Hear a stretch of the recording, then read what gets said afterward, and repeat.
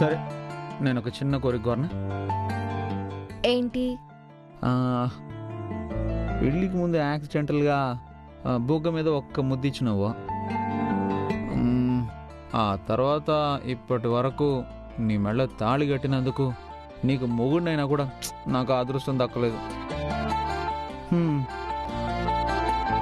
రేపు మళ్ళీ మనల్ని కూర్చోబెట్టి ఆ తంతులన్నీ మొదలుపెట్టే లోపు నాకు పాత గర్ల్ ఫ్రెండ్ మాదిరి ఓ ముద్దియాలబ్బా. ఎచ్చి, అదేం కుదరదు. ఏదైనా పద్ధతి ప్రకారం తొలిరేయిలోనే. అట్ట కాదబ్బా, రేపు గర్ల్ ఫ్రెండ్తో కూడా ముద్దు పెట్టించుకోలేదని చరిత్ర తప్పుగా అంటది నా గురించే. అవును, పెద్ద చరిత్ర. చాలే. ప్లీజ్ అబ్బా. ఏచిపో. ఇదిగో, రేపు గాని నువ్వు పెళ్లి పీటల మీదకి వెళ్లే లోపు ముద్దు గాని పెట్టలేదే అనుకో, అందరూ చూస్తుండగా నేనే నీకు ముద్దు పెట్టేస్తాను. అవునా? పెట్టేస్తావా? సరే, చూస్తాను. ఛాలెంజా? Double challenge. అయితే బెట్. మీ బంధువులు మా బంధువులు అందరూ చూస్తుండగానే నేను నీకు ముద్దు పెట్టకపోతే నా పేరు జీవో విందానే కాదు. అవునా? అయితే రాత్రంతా కొత్త పేరు ఆలోచించి పెట్టుకోండి. రేపు పేరు మార్చాల్సి ఉంటుంది. చూద్దాం. చూద్దాం చూద్దాం. బాయ్. అరే,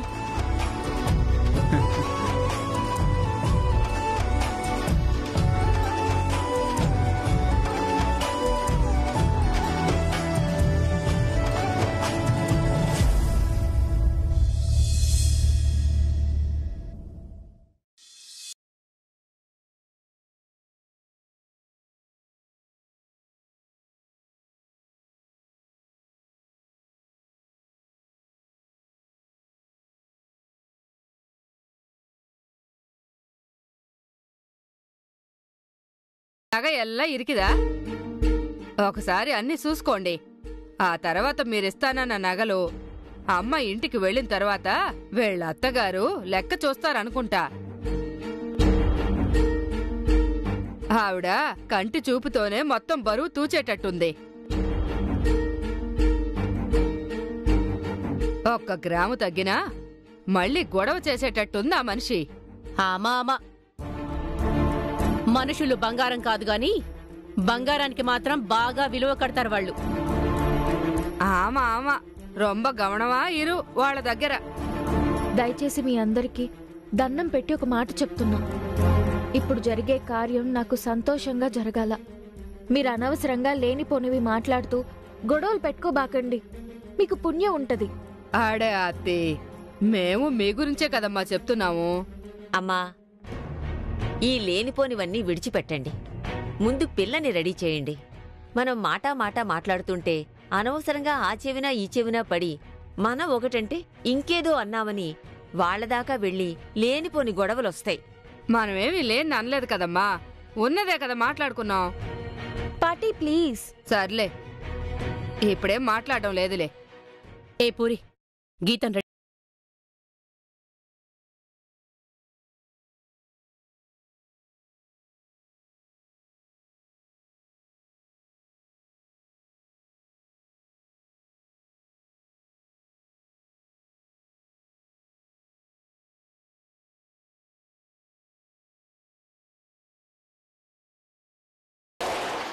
ఏయ్, మాప్లై వీటిలో వందొచ్చి పెళ్లి కొడుక్కి హారతి తీసుకుని రమ్మని చెప్పండి.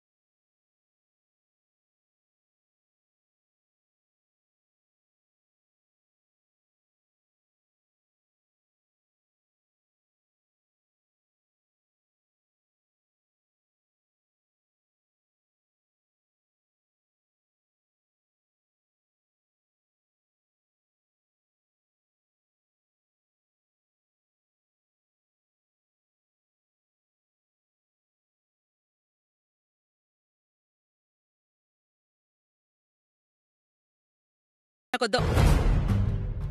అమ్మా అవన్నీ మా పద్ధతులమ్మా. పెళ్లికొడుకు తల్లిదండ్రులకి దండేసి ఆహ్వానించి తలపాగా గట్టి మర్యాద చేస్తాం. ఇదిగో ఈ పద్ధతులన్నీ మాకు లేవు గాని ముందు పెళ్లి కొడుకి హారతిచ్చి లోనికి తీసుకుపోండి చాలు. అవన్నీ చేస్తాము. మా పద్ధతులు నచ్చకపోయినా మా మర్యాదలు కాదని మాకండి. మాకిష్టం లేని పద్ధతులు మాకక్కర్లేదు. కనకం, చిన్న చిన్న విషయాలకు రాద్దంతో చేయొద్దు. మీరుగానే ఉండమ్మా.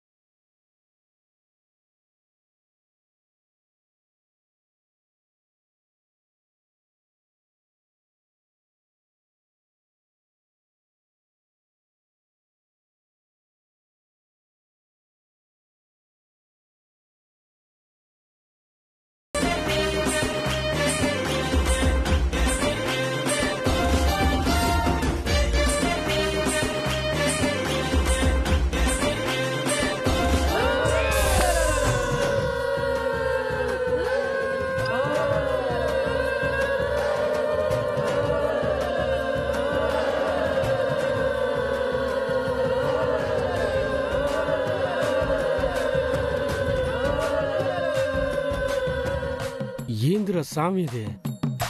ఇది తమిళ కల్చర్ అన్నా, నీకు తెలియదు కదా. నాకు తెలుసులే. రే, నీ భవిష్యత్తు నాకు కళ్ళ కట్టినట్టు కనపడుతుందిరా. నీ జీవితం కూడా ఇంతే. యో సపించకయ్యా సామె, అసలు నీ నోటితో బలికినావంటే దరిద్రం బలుకుతుంది. ఆ నోరు ఫినాయిల్ పూసుగడుగా. ఆపండి మీరు మీ ఎదవగోల. అబ్బా ఏంది అరవగోలా? ఏంతమ్మా అరవగోలంటావు?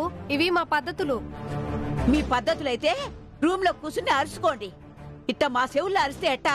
పెండ్లి కొడుకు హారతిచ్చినప్పుడు ఆనందంతో ఇట్లాగే అరుస్తాము. మా ఇంటమ్మాయి మంచి అమ్మాయి కోడలుగా కావాలా? మా పద్ధతులు మీకొద్దా? ఇట్లాంటివన్నీ చేయబాకండి అని మేము నిన్న చెప్పినాం కదా. మేం కూడా మొన్నే చెప్పినాం. మా పద్ధతుల్లో మేం చేస్తాం.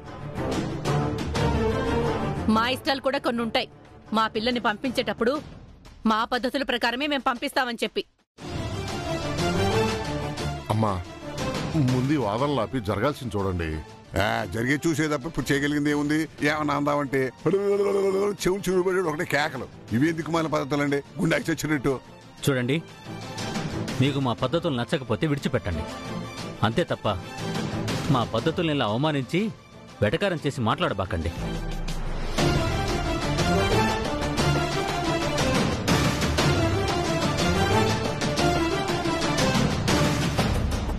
రేయ్ పద పోదాం. ఆగండి ఆగండి, ఇంకా అవలేదు. ఇంకా కాలేదా? హారతి ఇచ్చేసినారు కదా, ఇంకా ఏముంది? అది దిష్టి హారతి ఇచ్చాం, ఇప్పుడు ఆహ్వానించాలా.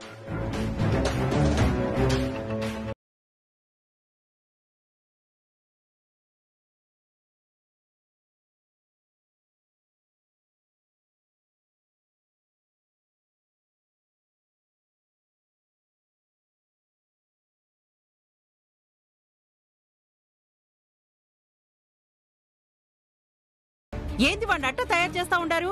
ఏం తయారు చేసావు? బొట్టు పెట్టావు తప్ప. ఏంది ఏంది ఈ విభూతి బొట్లు, అడ్డబొట్లు? మేం పక్క తెలుగోళ్ళం. బొడి మోహన్ చూడు, అచ్చం అరవోళ్ళ తయారు చేసినారు.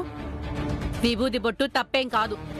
గుడికి పోయినప్పుడు పెట్టుకోరా మీరు? దేవుడి గుడికి పోయినప్పుడు పెట్టుకునేది వేరు, ఇప్పుడు వేరు. ఇదిగో మీరు ఆడపిల్లకాయల తల్లిదండ్రులు, మగ పెళ్ళోళ్ళకి తగ్గట్టు నడుచుకోండి. మా ఉండుమా, ఇప్పుడు ఏమైంది? ఇంట్లో విభూతి పెట్టుకుంటే బానే ఉంటాను కదా, ఏనా? బాగుండదు కదా? బాగుండదు.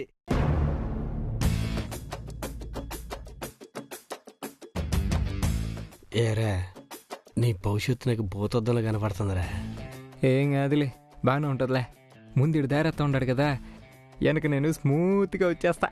మే ఇటు చూడు మే, చిన్నోడు అనుకుంటాం కదా, కంత్రి నాయలేడు. ఆడు బాటేస్తాడంట, వీడి వెనకాల నడిచిపోతాడంట. ఆ లవ్ చేసేటప్పుడే చెప్పిన, వద్దురా నేను పడుతున్నాను తిప్పలో అని. ఆడేమో నువ్వు పోయినావు కదా బాటలో అనేసి వెనకాల ఆడు నడిచినాడు. ఇప్పుడు ఈడు నడుస్తున్నాడు. ఈ గోవింద్ గడి అయితే పర్లేదు కానీ ఈడున్నాడే, ఈడెవ్వరం సిరికి శాట్ అయిపోద్ది. నువ్వు గమ్మునే ఉండబ్బా. ఆల్రెడీ రోడ్లో తలకాయ పెట్టేసినాడు. రోకలు పోటు తప్పదు. నువ్వింకా బెదరకొట్టి ఏం చేస్తావు? బెదర్ కొట్టట్లేదమ్మే, కొంచెం నోరు ఒళ్ళు అదుపులో పెట్టుకోమని చెప్తుండా. అస్సలు వినేటట్లే. అది నిజమే. ఇప్పుడు తెలియదులే. ఇప్పుడు వీళ్ళిద్దరు ఏం చేసినా చివరాఖరికి మన మీదకే వస్తాది. మనిద్దరం లేచిపోయి పెళ్లి చేసుకున్నాం కాబట్టి వీళ్ళిద్దరు ఇట్టా చేస్తా ఉండారని మీ అమ్మ నా చుట్టు పట్టుకుని దయ్యాన్ని కొట్టినట్టు కొడతాది. అది తలుచుకుంటా ఉంటే ఇప్పుడే నాకు చలి జ్వరం వస్తా ఉండదు. గమ్మునే ఉండమ్మే, నువ్వు అది వేరే గుర్తు చేస్తుండవు. ఇప్పుడే నాకు చలి జ్వరం వచ్చినట్టు ఉండదు. లోపలికి రండి. వాంగ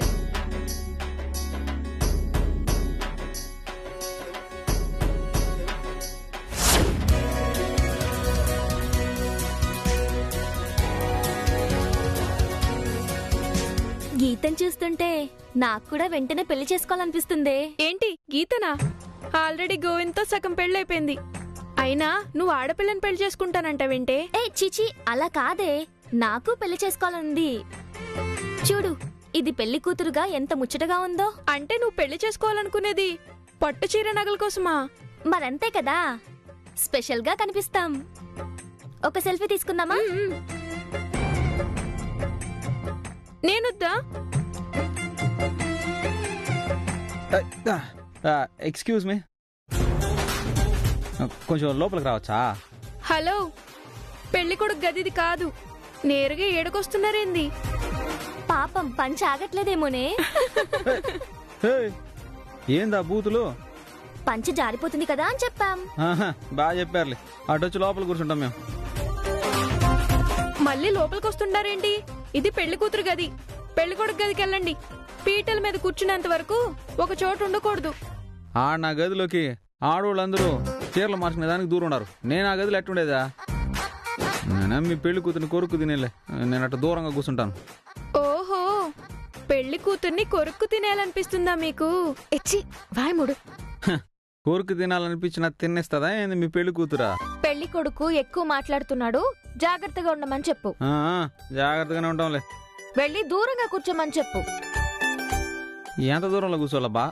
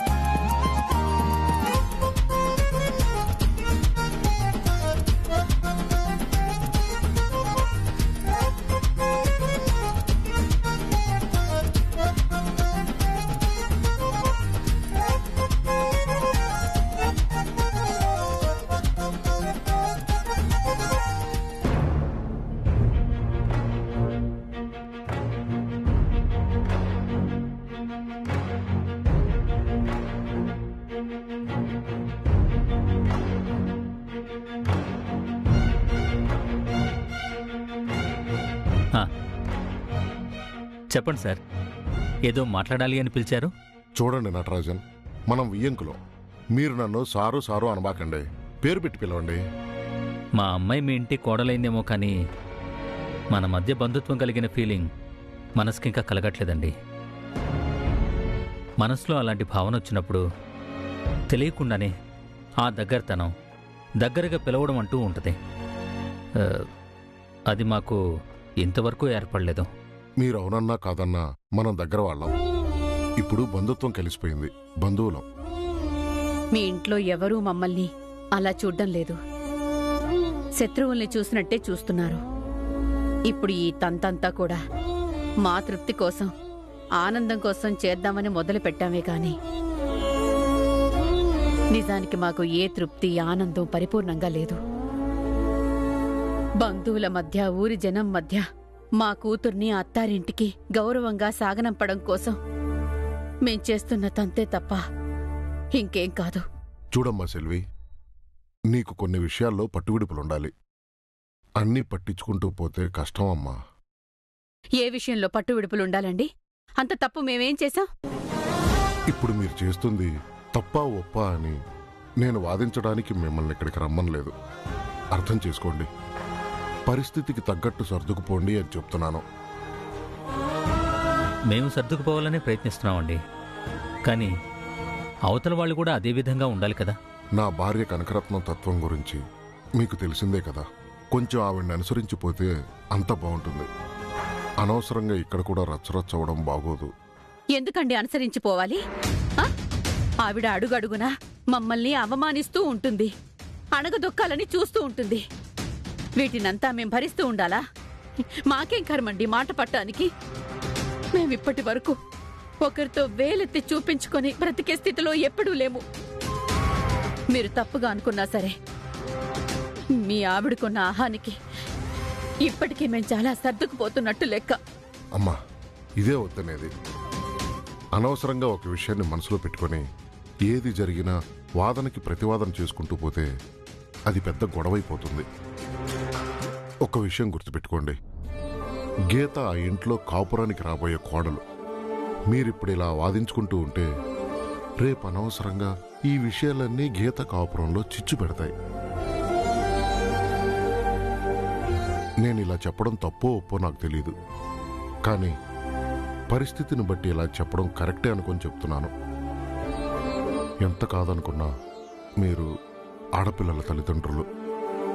కనకరత్నంకి ఇష్టం లేకుండా గోవింద్ గీత ఒకటయ్యారు.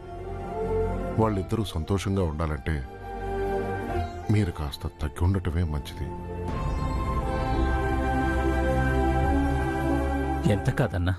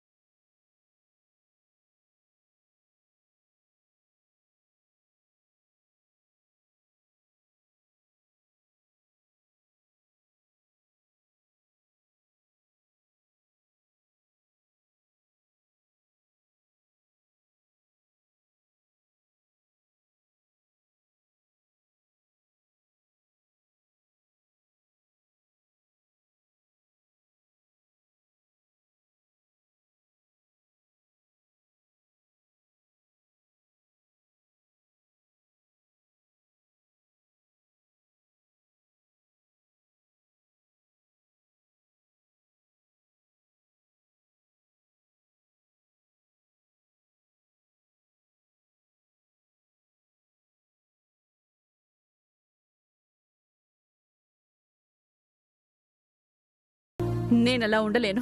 మమ్మల్ని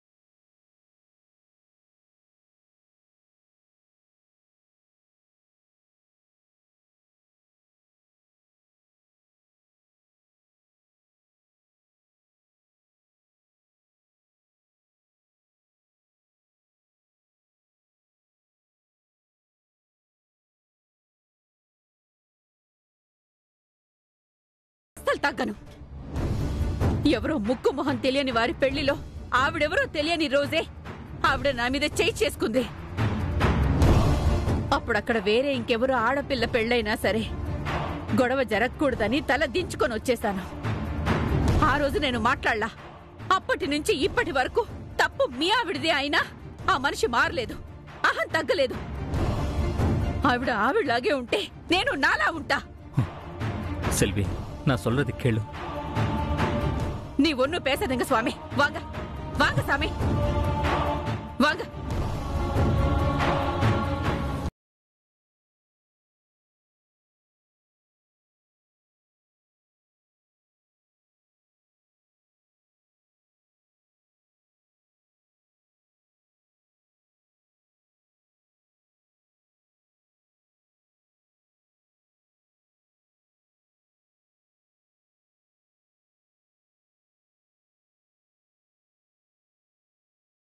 కూర్చునే లోపు ముద్దు పెట్టాలని చెప్పిన.